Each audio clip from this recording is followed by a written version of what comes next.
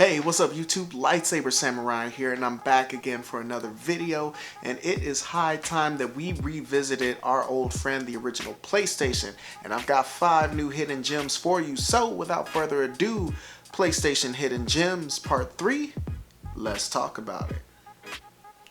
Alright, so first up on the list, guys, we're talking about C12 Final Resistance.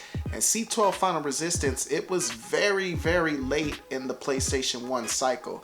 How late, you ask? Actually, if you flip the inside cover, you see advertisements for the PlayStation 2, some upcoming games, and even it talks about the first wave of greatest hits. So this game came out in 2002, and we were well into the PlayStation 2 era by the time this game came out.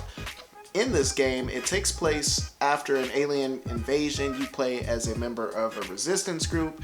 You're a cybernetic human super soldier, and basically is blasting a lot of aliens. The game reminds me a lot of Siphon Filter on the PlayStation 1. It's kind of like that third-person action adventure shooter game. Like I said, I mean, it doesn't do anything super different, but like I said, the graphics for the time were pretty good, and I mean, they should be being a late PlayStation 1 game. So in terms of the PlayStation, the graphics were good, colors were a little bland, but they had some nice explosions.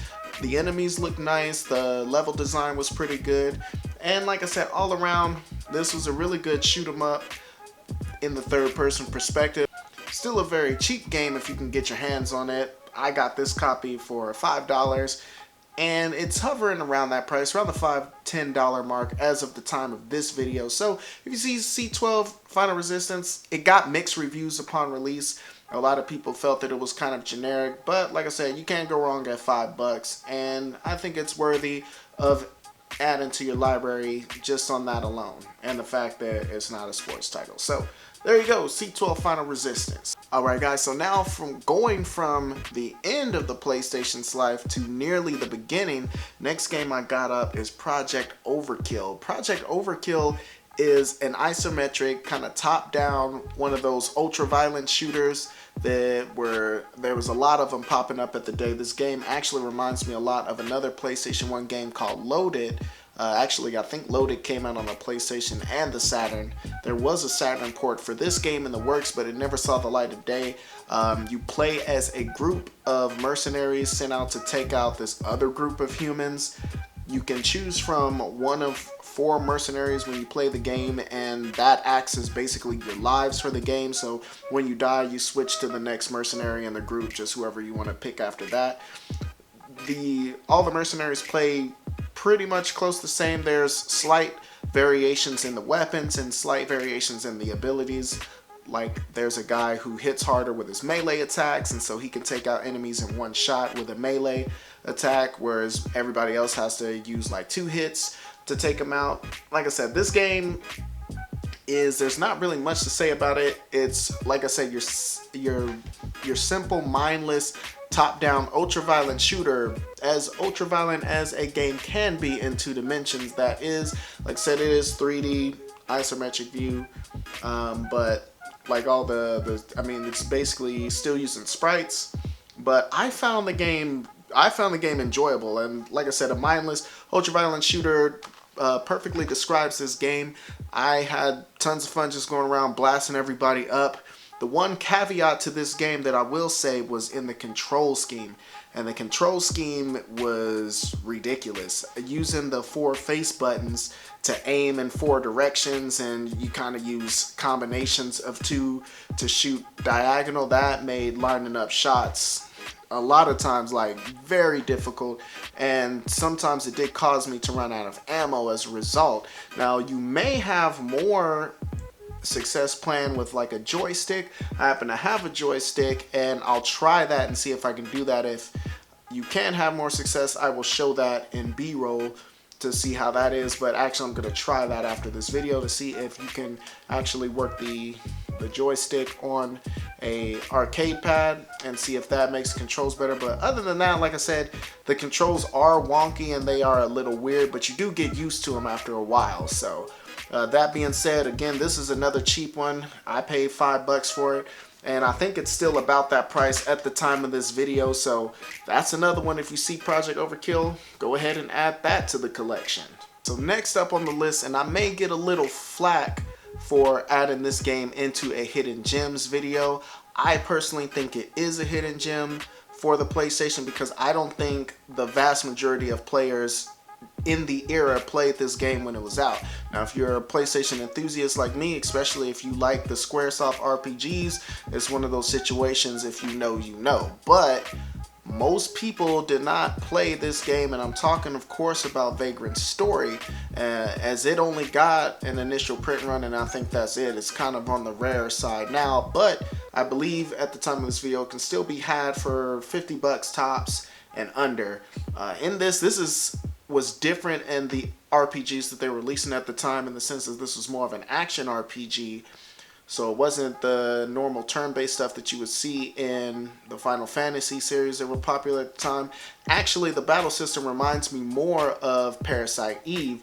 In this, you play as a soldier named Ashley Riot. I can't remember what they call them. They call them risk breakers or something like that. But you're out to investigate the dealings of this Duke who is killed. And at the beginning of the game, it takes place as like a prologue, like you are blamed for the murder. So the game takes place in the week prior, leading up to the events of the murder, and you're trying to solve it and, you know, go through the story like that. So another interesting thing about this game that separates it from most RPGs is there's not really an abundance in NPCs. You don't really have party members. There's not like shops to go to and stuff, and like you don't have the bar, the inn to get intel and stuff like that. It's basically dungeon crawling, just battling enemies, getting items and weapons and crafting different weapons. But like I said, I think this game is awesome. This is another late-ish title in the PlayStation cycle. I think it came out like late 99, early 2000 is when this game dropped. So, I mean, like I said, again, for the PlayStation, the graphics were on point. The special effects for the magic spells and stuff, I remember I really liked in this game. And like I said, the grid-based combat that it has is very similar to the original Parasite Eve. So if you play Parasite 1 and you like the battle system and this is pretty much the same, with a few tweaks that kind of make it faster paced and more real time. So, but like I said, this game is worth checking out. Again, I know as far as PlayStation enthusiasts goes, this is a pretty popular game, but for the general public, I'm still going to call it a hidden gem. So if you find Vagrant Story, definitely pick it up. Alright guys, so next up on the list, I've got a little game by the name of Covert Ops Nuclear Dawn. And this game, I remember when it came out, and it was one of those games I really wanted to play. It came out during kind of like the secret agent boom of the late 1990s, and you had games like Metal Gear Solid and this and Siphon Filter and Delta Force, and just a lot of games where you just play just like this hardcore military guy. And this one's no different. It takes place on a train. The entire game, so at least so far what I played, takes place on the train. You're a NATO operative named Jack Morton, and you're trying to take down this terrorist group who seized control of the plane. I think they got the president's daughter or something like that.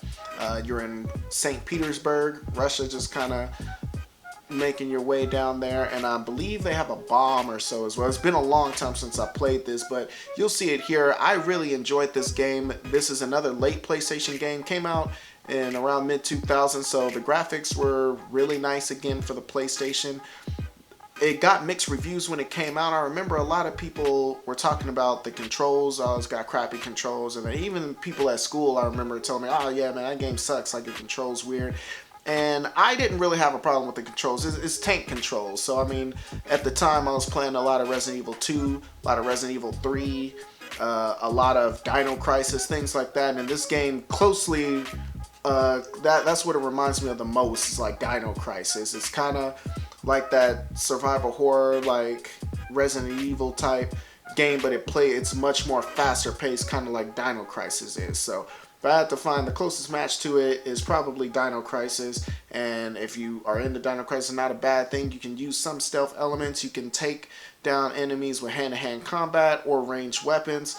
It's kind of got like, it has save points, like you save in the toilets. It's also got kind of like your item box where you can store and remove stuff, kind of like the chest in the Resident Evil series. So like I said, very Resident Evil-esque in its design and its gameplay, but I mean the game itself is all action with dope graphics. And like I said, this is one that I really don't hear people talk about, and luckily it is also on the cheap side.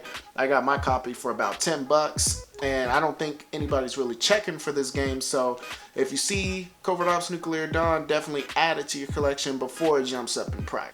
Alright, so guys, lastly, I'm gonna end this episode with a fighting game, and this is of course one of the overlooked fighting games of the PlayStation and definitely of the era, but one of my personal favorites by Capcom. It is Rival Schools, and this game, like I said, like the name suggests, it takes place in high school. The plot is that several schools has students and teachers under attack, and they're being kidnapped and things like that. So your school, you're trying to figure out what's going on, and so everybody thinks it's the other school, and you're battling each other to find out who is behind the kidnappings and the disappearances and things like that. This was originally an arcade game that got ported over to the PlayStation in 2000 or 99, something like that. So again, it's a later game. It's mostly compared to Marvel vs. Capcom. A lot of people consider it to be like a polygonal Marvel vs. Capcom. Unfortunately, though, there is no tag feature in it. You do in the game make teams of two, and you'll have your two versus the opponent's two, but you don't really get to switch them out. Instead, your other selection, they come in when you guys do like partner up attacks and things like that. Each character has a low and a high launcher, and then they have what's called these vigor attacks, which is like their super moves, and they can come in and aid you during the vigor attack to add and do double damage and things like that. Like I said, I thought the game was really cool. It has a cool roster of characters kind of representing all of the clubs that you would see in a traditional high school or Japanese school. Another cool feature of it is Sakura from Street Fighter, and she's one of my favorite players to play as in the Street Fighter games. She's actually in this. Capcom kind of added her as an insurance to combat low sales, just to kind of give you a familiar face, but she fits perfectly in the game, being a high school student in the Street Fighter games, and so that's cool because it kind of puts Rival Schools and Street Fighter in the same universe. This got a sequel on the Dreamcast called Project Justice. It's a game that I've been on the lookout for because I love this series and I'd like to add Project Justice to my collection someday, but unfortunately this game is kind of shooting up in price. This is hovering around the 60-ish, $70-ish mark last time I checked, so if you can find this one for cheap, I mean, definitely pick it up. And if you don't, I mean, man, I don't know. I think you gotta blow the bread. I think I would pay $60 for this game. So I mean, that's just my take on it. And you guys know I'm cheap. So, but like I said, this is an awesome game, and I think it's one that everybody who considers himself a PlayStation enthusiast, everybody should play this game. So. Alright, so guys, I think that's gonna do it for me, but let's get it down below in the comments. Questions, comments, concerns, threats. What do you guys think about the original PlayStation 1? Was it your favorite system growing up? Or if you're new to the game and you're going back, what do you think about it? Are the graphics just too aged for you, you can't fool with it? Or does the gameplay shine through enough that, it's worth maybe checking out? As always, if you like this content, please go ahead and subscribe and hit that bell notification if you haven't done so already. I do believe that's all I got for you. Lightsaber Samurai out. Peace.